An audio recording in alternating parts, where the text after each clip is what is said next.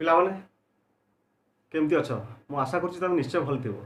Sir ମାନେ ଗୁରୁଜୀ ଗୁରୁମା ମାନେ ଯେଉଁ ଅନଲାଇନ୍ ପାଠ ପଢ଼ିବା ପାଇଁ ଭିଡ଼ିଓ ଛାଡ଼ୁଥିବେ, ଫଟୋ ଛାଡ଼ୁଥିବେ, ତାକୁ ତମେ ଦେଖୁଥିବ ଏବଂ ସାଙ୍ଗମାନଙ୍କ ସହିତ ମିଶିକିରି ପାଠ ପଢ଼ୁଥିବ। ବାପା ମା ଭାଇ ଭଉଣୀ ଘରେ ଯିଏ ବଡ଼ ଅଛନ୍ତି ସମସ୍ତଙ୍କ ସହିତ ମିଶିକି ପାଠ ପଢ଼ୁଥିବ ନୁହେଁ? ଆଚ୍ଛା, ଗତ ଶ୍ରେଣୀରେ ଆମେ କ'ଣ କରିଥିଲେ? ଚତୁର୍ଥ ଶ୍ରେଣୀର ଭାଷା ପ୍ରସଙ୍ଗ ହେଲା ଟିକି ଟିକି। ସେ ବିଷୟରେ ଆମେ ପଢ଼ିଥିଲେ। ତାର ପ୍ରତ୍ୟେକ ଧାଡ଼ି ପ୍ରତ୍ୟେକ ପଦ ଏବଂ କଷ୍ଟ ଶବ୍ଦ ସବୁକୁ ଆଲୋଚନା କରିଥିଲେ ନୁହେଁ? ସେସବୁ ପଢ଼ିଥିବ ଆଉ ଥରେ। ଏବଂ ମୁଁ କହିଥିଲି ସେ ପ୍ରସଙ୍ଗଟିକୁ ଘୋଷିଥିବ ବୋଲି କବିତାଟିକୁ। ଘୋଷିଛ ନା? ନିଶ୍ଚୟ ଘୋଷିଥିବ। ଆଚ୍ଛା ହଉ, ଆଜି ଆମେ ଯିବା ଅଭ୍ୟାସ ପ୍ରଶ୍ନକୁ। ଅଭ୍ୟାସ ପ୍ରଶ୍ନ ତୁମେ ଆଗରୁ ଜାଣିଛ। ଦ୍ୱିତୀୟ ତୃତୀୟ ଶ୍ରେଣୀରେ ବି ଅଭ୍ୟାସ ପ୍ରଶ୍ନ ଅଛି, ସେସବୁ କରିଛ। ଆଉ ଏଇ ଅଭ୍ୟାସ ପ୍ରଶ୍ନ କଲାବେଳକୁ ତୁମକୁ ଟିକେ ନିଶ୍ଚୟ ମଜା ଲାଗୁଥିବ, କାରଣ ବହିରେ ଯାହା ଦେଇଛି ତାଠାରୁ ଅଧିକ ନିଜେ କରିବା ପାଇଁ ସୁଯୋଗ ମିଳେ ଏଇଠି, ନୁହେଁ କି? ଦେଖ, 1 ନମ୍ବର ଅଭ୍ୟାସ ପ୍ରଶ୍ନ ଏଠି କ'ଣ ଦେଇଛି ନା, 1 ନମ୍ବର ଅଭ୍ୟାସ ପ୍ରଶ୍ନରେ ଏଠି ଆସ ଆମେ କଥାବାର୍ତ୍ତା ହେବା। କଥାବାର୍ତ୍ତା ତୁମେ ହେଇଥିବ ସାଙ୍ଗସାଥିମାନଙ୍କ ସହିତ ପରସ୍ପର ଏଇ ପ୍ରସଙ୍ଗ ବିଷୟରେ, ଏଇ କବିତା ବିଷୟରେ, କବିତାର ପଦ ଧାଡ଼ି ବିଷୟରେ, ନୁହେଁ କି? ଏଠି ତ ସେଇ କଥା ହିଁ ପଚାରିଛି ନା। ଆଚ୍ଛା, ତେଣୁ ବର୍ତ୍ତମାନ ଆମେ ପ୍ରଶ୍ନ ନମ୍ବର 2କୁ ଯିବା। 2ରେ ଦେଖ ବହୁତ ସୁନ୍ଦର କଥା ଦେଇଛି, ଟିକି ଟିକି ଧୂଳିକଣା। ଟିକି ଟିକି ଧୂଳିକଣା, ଠିକ୍ ସେଇଭଳିଆ ଟିକି ଟିକି ଲଗାଇକି ଆଉ କିଛି ତୁମେ ଜାଣିଛ କି? ଲେଖ। ମୁଁ ତୁମକୁ ଗୋଟେ କହିଦେଉଛି, ଟିକି ଟିକି ଧୂଳିକଣା ପରି ଟିକି ଟିକି ଚଢ଼େଇ, ଟିକି ଟିକି ପର, ହବ ନା ନାହିଁ? ନିଶ୍ଚୟ ହବ। ଠିକ୍ ସେଇଭଳିଆ ଏଠି ସେ ଲେଖିଛି 5ଟା ଲେଖିବା ପାଇଁ, 1 2 3 4 5। ଟିକି ଟିକି ଚଢ଼େଇ, ଟିକି ଟିକି ପର, ତାପରେ ତୁମେ ନିଜେ ଲେଖିବ ଯାହା ଭାବୁଛ, ନିଜେ ଲେଖିବ ଯାହା ଭାବୁଛ, ନିଜେ ଲେଖିବ ଯାହା ଭାବୁଛ, ହେଲା? ଖାଲି 5ଟା ନୁହେଁ, ତୁମେ ଏଇଠି ବି ବହୁତ ଲେଖିପାରିବ। ମୁଁ ଚାହୁଁଛି ତୁମେ 25ଟା ଖଣ୍ଡେ ଲେଖିପାରିବ। ବହୁତ ସହଜ, ବହୁତ ସୁନ୍ଦର ଲାଗିବ, ମଜା ବି ଲାଗିବ। ଥରେ ଲେଖିବା ଆରମ୍ଭ କର, ବହୁତ ମଜା ଲାଗିବ, ହେଲା? 3 ନମ୍ବର ଦେଖ, ଏଠି ସେ 4ଟା ଶବ୍ଦ ଦେଇଛି, 1 2 3 4। 4ଟା ଶବ୍ଦ ଦେଇଛି, ସିନ୍ଧୁ, ଧରା, ଧନ, ନର। ଏଇ ଯେଉଁ ଶବ୍ଦ ଦେଇଛି ସେ ଶବ୍ଦ ଭଳି ଶୁଭୁଥିବା ଆଉ କିଛି ଶବ୍ଦ ତୁମେ ଲେଖ। ଯେମିତି ଉଦାହରଣ ସ୍ୱରୂପ ହାତ, କାତ, ନାତ। ଏକା ଏକା ଶୁଭୁଛି, ହାତ, କାତ, ନାତ, ଏକା ଏକା ଶୁଭୁଛି, ନାଇଁ କି? ଠିକ୍ ସେଇଭଳିଆ ସିନ୍ଧୁ, ଇନ୍ଦୁ, ବିନ୍ଦୁ ଲେଖିପାରିବ ତୁମେ। ଧନ, ମନ, ତା ତଳକୁ ଆହୁରି ବହୁତ ଅଛି। ମୁଁ ତ ଭାବୁଛି ତୁମେ ବେଶୀ ଲେଖିପାରିବ। ତେଣୁ ୟା ତଳକୁ ତୁମେ ଲେଖିବ। ସେ 2ଟା ଗାର ଦେଇଛି ସିନା 2ଟା ଲେଖିବା ପାଇଁ, ତୁମେ 2ଟା ଲେଖିବନି, ତୁମେ ବହୁତ ଲେଖିବ। ଜାଗା ନହେଲେ ଖାତାରେ ଲେଖିବ, ହେଲା? 4 ନମ୍ବର, 4 ନମ୍ବରଟା ହେଉଛି ତୁମ ପାଇଁ ନୂଆ। ସେ 4 ନମ୍ବରଟା ହେଉଛି କ'ଣ?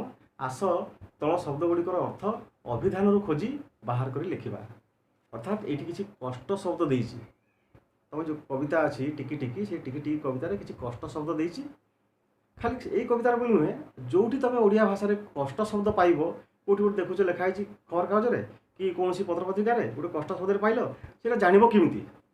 ତୁମେ ତ ସ୍କୁଲରେ ନାହଁ, ଘରେ ପଢ଼ୁଛ କି ଆଉ କେଉଁଠି ବାହାରେ ଅଛ, ଗୁରୁଜୀ ଗୁରୁମାଙ୍କୁ ପଚାରି ପାରିବନି, ସେମାନେ ତ ନାହାନ୍ତି ପାଖରେ। ଘରେ ବି ବାପା ମା ମାନେ ଜାଣିଥିବେ ବୋଲି କିଛି ମାନେ ନାହିଁ। ତେଣୁ ତୁମେ ଜାଣିବ କେମିତି? ସେଇଥିପାଇଁ ଆମ ଭାଷାର କଷ୍ଟ ଶବ୍ଦର ଅର୍ଥ ସରଳ ଭାବରେ ଜାଣିବା ପାଇଁ ଆମର ଅଛି କ'ଣ ନା ଅଭିଧାନ। ସେଠି ସେ କ'ଣ ଲେଖିଛି? ଅଭିଧାନରୁ ଅର୍ଥ ଖୋଜ। ଅଭିଧାନ କେଉଁଟା? ଏଇ ଦେଖ, ଏଇଟା ହେଉଛି ଅଭିଧାନ। ଅଭିଧାନରୁ ବହୁତ ବଡ଼ ବହିଟା ନା, ବୃହତ୍ ଓଡ଼ିଆ ଅଭିଧାନ। ବହୁତ ମୋଟା ବହିଟା। ତୁମେ ଭାବୁଥିବ ଚତୁର୍ଥ ଶ୍ରେଣୀ ଆମେ ସବୁ କେମିତି ଏଠି ବହି ପଢ଼ିବୁ? ନା, ଏଇଟା ମୋଟା ଦେଖା ହେଉଛି ସିନା, କିନ୍ତୁ ଚତୁର୍ଥ ଶ୍ରେଣୀ ପିଲା ବି ପଢ଼ିପାରିବେ। ଆଉ ସାମାନ୍ୟ କୌଶଳ ଅବଲମ୍ବନ କଲେ ଆମେ ଏ ବହିକୁ ଅକ୍ତିଆର କରିପାରିବା ଏବଂ ସାଙ୍ଗେ ସାଙ୍ଗେ ଆମେ ଖୋଜୁଥିବା ଜିନିଷଟା ପାଇଯିବା।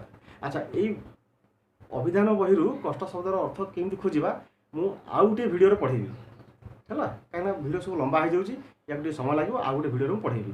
ଏଇ 4 ନମ୍ବରଟା ଥାଉ, ଆଉ ଗୋଟେ ଭିଡ଼ିଓ ଦେଖିବ। ବର୍ତ୍ତମାନ 5 ନମ୍ବରକୁ ଯିବା, ହେଲା? 5 ନମ୍ବର ଦେଖ, କହିଛି କବିତାର କିଛି ଅଂଶ ଏଠି ଛାଡ଼ି ଦିଆହେଇଛି। କବିତାର ଯେଉଁ ପଦ ଗୁଡ଼ା ଧାଡ଼ି ଗୁଡ଼ା ଅଛି, କିଛି ଅଂଶ ଛାଡ଼ି ଦିଆହେଇଛି। ଯେମିତି ଟିକି ଟିକି ଧୂଳି କଣିକା, ତାପରେ ଛାଡ଼ି ଦିଆହେଇଛି। ତୁମେ ତ ଘୋଷିଛ, ଅଭ୍ୟାସ କରିଛ, ତେଣୁ ତୁମେ ଲେଖିଦେଇପାରିବ। ଏଠି ଇଏ ଆଦୌ କଷ୍ଟ ନୁହେଁ, ବହୁତ ସହଜ। ତୁମେ ଲେଖିଦେଇପାରିବ। ଯିଏ ଯେଉଁ ପିଲା ଘୋଷିନ ସେମାନେ ଘୋଷିଦେବ, ଯିଏ ଘୋଷି ଦେଇଛ ସେ ସଙ୍ଗେ ସଙ୍ଗେ ଲେଖିଦେଇପାରିବ। ବହି ଦେଖି ଲେଖିବନି, ଠିକ୍ ହେବନି, ହେଲା? ତାପରେ ଆସିବା 6 ନମ୍ବରକୁ। 6 ନମ୍ବରକୁ ଏଠି କିଛି ଧାଡ଼ି ଦେଇଛି। ଏଇ ପ୍ରସଙ୍ଗର, ଏଇ କବିତାର, ଟିକି ଟିକି କବିତାର କିଛି ଧାଡ଼ି ଦେଇଛି। ସେ ଧାଡ଼ିର ଅର୍ଥ କ'ଣ ତୁମେ ଲେଖିବ। ଏ ଦେଖ, ଗୋଟି ଗୋଟି କେତେ ଗଛରେ ପରା ତିଆରି ବନ, ଏତେ ଲୋକ ହିତ ସାଧୁଛି, ଏତେ ବାଣ୍ଟୁଛି ଧନ। ଏକଥା ତୁମକୁ ଭଲ ଭାବରେ ବୁଝେଇ ଦେଇଛି। ତାର ସବୁ ଶବ୍ଦର ଅର୍ଥ ଆମେ ବୁଝିଛେ ଯେ ଗୋଟିଏ ଗୋଟିଏ ଗଛ ନେଇକରି ए वन बा जंगल तैयारी होती एवं से जंगल आमको कौन कौन उपकार दूची कौन कौन धन बांटुची बहुत कथा सी दूची लाख दूची महू दूची झुणा दूची काठ दूची पत्र दूची अम्लजान दूची बचापी एवं ता चेर माटी को जाबुड़ी धोई जहाँद्वारा कि माटी क्षय हो ना एवं सब बड़ कथा सी वर्षा साहाଯ୍य करुच्ची जंगल थिले वर्षा हम ना ना है तेणु आम जीवन जंगल ही आम जीवन गछ ही आम जीवन है। अच्छा ये जहाँ मुझे कहली सेटा तुम तुम भाषा जहाँ बुझल जहाँ जी भी मन रखिल तुम से ये लिख झाड़ी है बही लिख जगह न धरले खातार लिख है। 7 नंबर रे पठित कवितार जो पदगुड़िकर लोक मानकर किसी भल गुण अच्छी से तुम आवृत्ति कर ये कविता देख प्रसंगटा पूरा पूरी देख तो ऊपर जो तल पर्यंत जोटा जो धाड़ी लोक मानकर मनीष मानकर किसी भल गुण कथा लिखाई से दुटा आवृत्ति कर बोल आवृत्ति मैंने बोलवा है। अच्छा तुम यदि घोषी थी ताल सीना बोली पार तेणु जी घोषिन आ बारंबार पढ़ी टी घोषी दियो है। अच्छा 8 नंबर हूँ जमी सिंधुर अर्थ हूँ सागर समुद्र पारावार सिंधु कहले आम समुद्र तो पारावार माने भी समुद्र सागर माने भी समुद्र एमती ओडिया भाषा बहुत शब्द अच्छी जार आहरी एका एका अर्थ थी शब्द सब थाए जमी देख ये धरा धरा आम पढ़ीचे प्रसंग धरा आउ गोटे अर्थ है पृथ्वी क्षिति आउ कहबिनी ये 3-4टा गार देती आ कहबिनी तुम प्रसंग देख जमी वन वन जंगल वनस्थ आउ कहबिनी तुम सब व्यवहार करुचे तुम घर व्यवहार करुचे वन को कौन कहुए है ना अति सहज नर मान मनीष मानव एमती केते अच्छी ये तुम लिख धाड़ी मुझे कहबी तुम गोटे सीट कर देख जो तुम ये सीट दुटा मुझे फोटो पठेबी ये फोटो को तुम पूरण कर देखी देखी और बही में जहाँ प्रश्न अच्छी ताठू किसी अधिक प्रश्न देती बहुत सहज प्रश्न तुम करने चेष्टा कर सारापर बापा माँ को देखेब सांगसाथी मान सहित